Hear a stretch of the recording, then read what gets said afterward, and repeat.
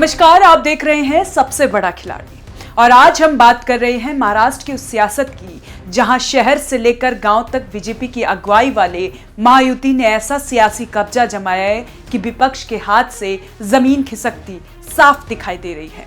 महाराष्ट्र में अब चुनाव सिर्फ जीत नहीं बल्कि एक तरफा वर्चस्व की कहानी बनते जा रहे हैं। नगर निकाय, महानगर पालिका और अब जिला परिषद और पंचायत समिति, हर स्तर पर वही नतीजा, महायुति आगे, महाविकास आघाड़ी पीछे और काफी पीछे। सोमवार को आए जिला परिषद और पंचायत समिति के नतीजों ने महाराष्ट्र की सियासी तस्वीर बिल्कुल साफ कर दी है।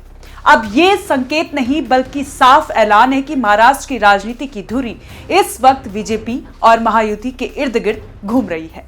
आंकड़ों पर नजर डालिए।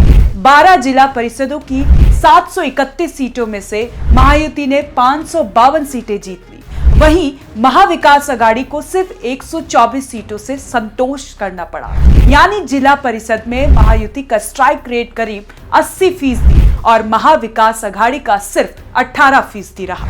पंचायत समिति के नतीजे भी कुछ अलग कहानी नहीं कहते। 125 पंचायत समितियों की 1462 सीटों में से महायुति ने 1060 से ज्यादा सीटें जीत ली। महाविकास आघाड़ी यहां भी सिर्फ 232 सीटों तक सिमट गई। अब सवाल उठता है, इस जीत का असला खिलाड़ी कौन है? तो जवाब सीधा है, भारतीय जनता पार्टी। जिला परिषद में बीजेपी ने 225 सीटें जीतकर खुद को सबसे बड़ी पार्टी साबित किया। इसके बाद अजीत पवार की एनसीपी ने 165 और एकनाथ शिंदे की शिवसेना ने 162 सीटें जीती। वही विपक्ष की हालत देखी, कांग्रेस सिर्फ 55 सीट पर सिमट गई। उद्धव ठाकरे की शिवसेना को 43 और शरद पवार की एनसीपी को सिर्फ 26 सीटें मिल पाई। यानी ग्रामीण महाराष्ट्र जो कभी कांग्रेस और शरद पवार की ताकत माना जाता था, वहीं अब सबसे बड़ा झटका लगा है। पंचायत समिति में भी बीजेपी ने बाजी मारी। बीजेपी ने 459 सीटें, अजीत पवार की एनसीपी ने 306 और शिंदे की शिवसेना ने 300 सीटें जीत ली है। महाविकास आघाड़ी की तीनों पार्टियां यहां भी 250 का आंकड़ा पार नहीं कर सकी। ये नतीजे सिर्फ चुनाव जीत नहीं है, ये राजनीतिक संदेश है। 12 जिले, रायगढ़, रत्नागिरी, सिंधुदुर्ग, पुणे, सांतारा, संगली, कोल्हापुर, सोलापुर, छत्रपति संभाजीनगर, परभणी, धाराशिव और लातूर, इनमें 10 जिलों में महायुति का पलड़ा भारी रहा। केवल कोल्हापुर और लातूर ऐसे जिले रहे जहां कांग्रेस सबसे बड़ी पार्टी बनी। महायुति के भीतर भी ताकत का संतुलन साफ दिखा। बीजेपी अपने सहयोगियों के साथ 5 जिलों में अध्यक्ष बनाने की स्थिति में है। अजीत पवार की एनसीपी 3 जिलों में और शिंदे की शिवसेना 2 जिलों में कब्जा जमाने जा रही है। यानी गठबंधन के अंदर भी हर दल ने अपनी उपयोगिता साबित की है। बीजेपी की ये जीत अचानक नहीं आई है। 2024 के विधानसभा चुनाव में प्रचंड जीत के साथ जिस सिलसिले की शुरुआत हुई थी वो अब तक थमा नहीं है।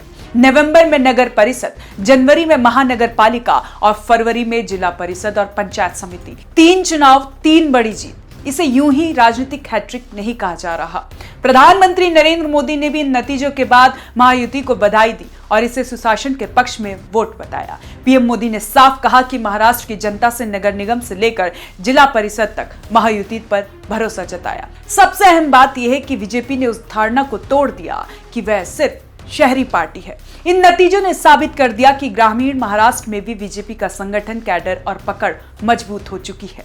राजनीतिक विश्लेषक मानते हैं कि लड़की बहन योजना, बुनियादी ढांचे का विकास और सरकार की योजना का असर ग्रामीण मतदाताओं पर साफ दिखा है। कांग्रेस और शरद पवार की एनसीपी के लिए ये हार सिर्फ एक चुनावी झटका नहीं बल्कि भविष्य की चेतावनी है। खास तौर पर शरद पवार की एनसीपी को सिर्फ 26 जिला परिषद सीटें मिलना उनके पारंपरिक ग्रामीण जनाधार में गिरावट का साफ संकेत देता है। वहीं अजीत पवार की एनसीपी ने 165 सीटें जीतकर ये दिखा दिया कि महायुति के भीतर वह बीजेपी के बाद दूसरी सबसे मजबूत ताकत है।